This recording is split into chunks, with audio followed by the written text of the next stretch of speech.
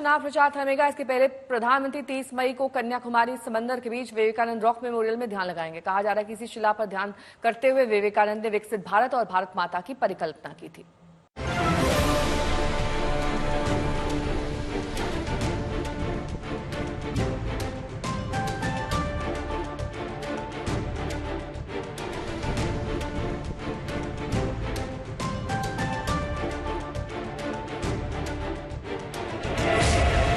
सूरज की रक्तिम आभा, समंदर की मचलती लहरें और महासागर के बीच शांत सी शिला, विवेकानंद रॉक मेमोरियल।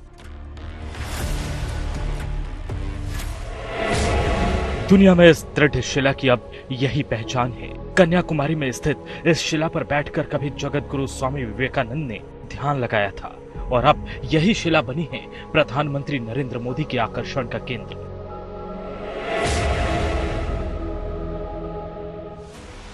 अंतिम चरण में कुल 57 लोकसभा सीटों पर वोटिंग होनी है, लेकिन अंतिम चरण का चुनाव प्रचार 30 मई की शाम 5 बजे ही थम जाएगा। माना जा रहा है कि पीएम मोदी अपनी चुनावी यात्रा के समापन पर विश्राम के लिए इस तमिलनाडु के कन्याकुमारी जाएंगे और कन्याकुमारी में महासागर के बीच उभरे इस विशाल चट्टान पर आसीन होकर ध्यान लगाएंगे, वो भी उसी शिला पर जहां स्वामी विवेकानंद ने ध्यान लगाया था। सूत्रों के मुताबिक पीएम मोदी चुनाव प्रचार थमने के बाद 30 मई को ही तमिलनाडु के कन्याकुमारी पहुंच जाएंगे और 30 मई की शाम से 1 जून तक PM Modi Vivekananda rock memorial पर ध्यानरत रहेंगे। बताया जाता है कि स्वामी विवेकानंद के जीवन में समंदर के बीच उभरी इस शिला का महत्व वही था जो गौतम बुद्ध के लिए सारनाथ का था।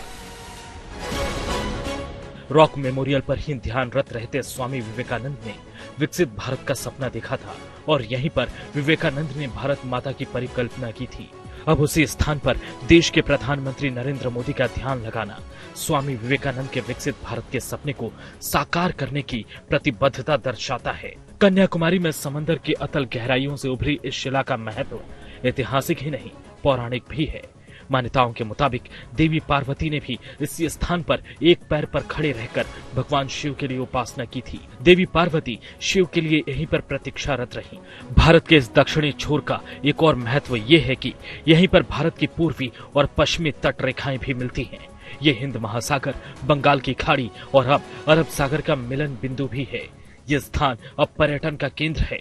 वहीं बड़ी तादाद में सैलानी विवेकानंद मेमोरियल आते हैं। लोकतंत्र के महापर्व के समापन से पहले राष्ट्रीय एकता के पैगाम का संदेश देने के लिए पीएम मोदी के लिए भला इससे बेहतर स्थान और क्या हो सकता है। चुनाव प्रचार के समापन के बाद पीएम मोदी आध्यात्मिक यात्राएं करने के लिए जाने जाते हैं। 2019 में पीएम मोदी ने केदारनाथ का दौरा किया था और वैश्विक शांति के लिए रुद्र गुफा में ध्यान लगाया था, जबकि 2014 में पीएम मोदी ने शिवाजी के उस प्रतापगढ़ का दौरा किया था जहां शिवाजी ने अपने बाघ नख से अताताई अफजल खान का पेट फाड़ दिया था। कभी ऊंचे पहाड़ों की खामोशी, कभी समंदर की लहरों का शोर, तो कभी ऐतिहासिक महत्व के किले पीएम मोदी के लिए सामाजिक संदेश के लिए तरह तरह से प्रतीक बनते हैं। हम सब जानते हैं लोकतंत्र महापर्व के समापन की बढ़ती बेला और विपक्ष के बायोलॉजिकल नहीं होने के आरोपों के बीच पीएम मोदी का ये मौन भी बेहद मुखर रहने वाला है। आज तक ब्यूरो।